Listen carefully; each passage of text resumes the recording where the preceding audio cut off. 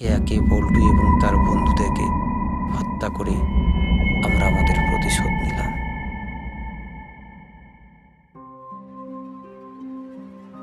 আমি আর পল্টু করে অপুদার চায়ের দোকানে আড্ডা মারছিলাম। তখন অপুদা বলল, কিরে, এত রাত হলো, বাসায় যাবি না? হ্যাঁ পল্টুদা, যাবই বটে।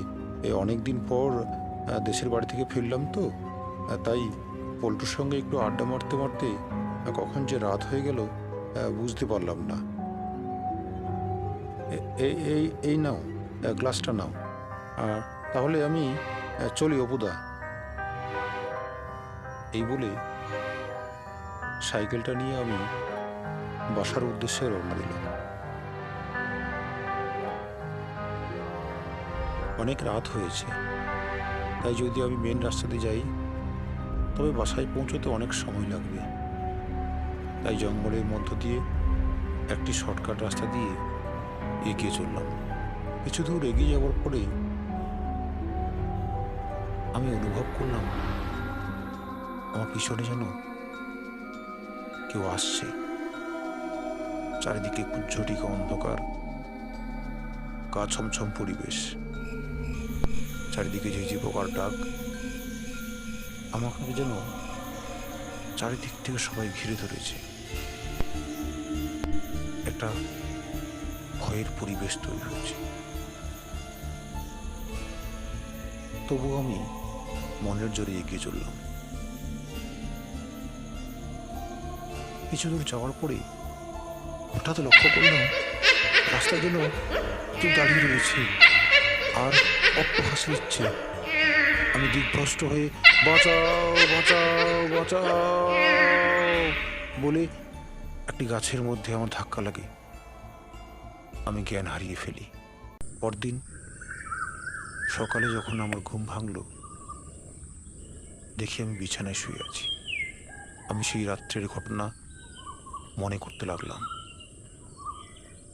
আমি জঙ্গলের মধ্যে যদি পড়ে থাকি তাহলে আমি এখানে এলাম কি করে? আমাকে হাজারো প্রশ্ন মাথার মধ্যে ঘুরতে থাকলো। আমি আর দেরি না করে সাইকেলটা নিয়ে বেরিয়ে পড়লাম অপুদার কাছে।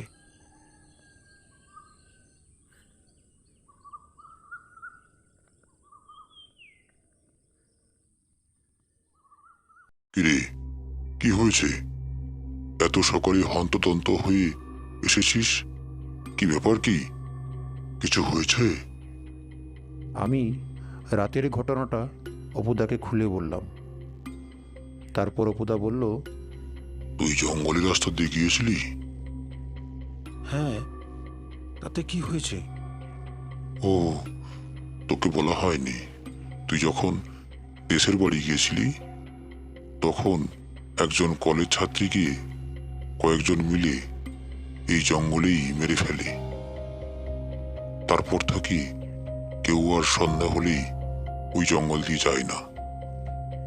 তোকে তো আমি বলতে একেবারেই ভুলে গেছি। এই জঙ্গলেই মেরেছে?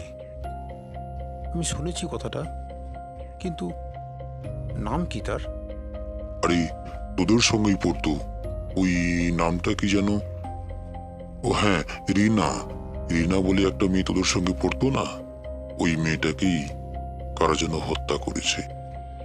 রিনা?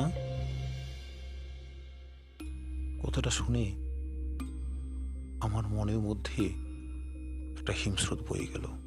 এই রিনাকে আমি খুব ভালোবাসতাম, কিন্তু কোনোদিন বলা হয়ে ওঠেনি। যাই হোক, আমি অপুদার কাছ থেকে বিদায় নিয়ে বাড়ির পথ ধরলাম।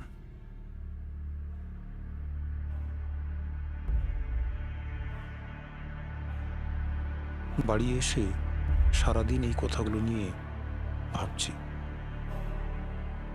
আর মনে কিছু প্রশ্ন উঁকি দিচ্ছে।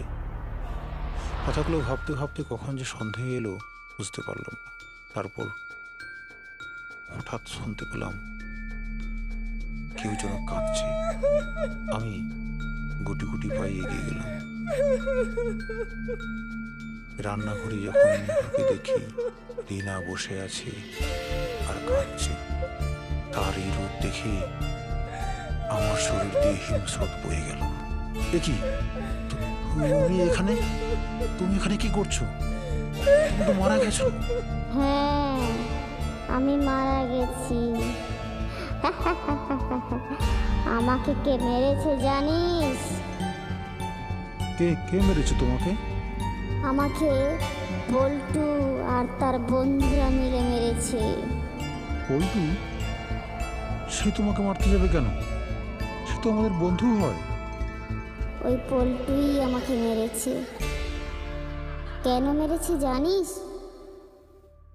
আমি তোকে খুব ভালোবাসতাম, কিন্তু কোনোদিন তোকে বলতে পারিনি। আর ওই পল্টু তা জেনে যায়। ও তাই রাগ করে আমাকে জঙ্গলে তোর সঙ্গে দেখা করাতে নিয়ে এসে পল্টু আর ওর বন্ধুরা মিলে আমাকে মেরে ফেলে। রিনার কথাগুলো শুনে মনে খুব দুঃখ পেলাম। যদি আমি সেদিন থাকতাম তাহলে রিনার এই অবস্থা হতো। আমিও মনে মনে রিনাকে খুব ভালোবাসতাম, কিন্তু কখনো বলার সাহস পাই। কি রে, কি ভাবছিস আমি এখানে কেন এসেছি?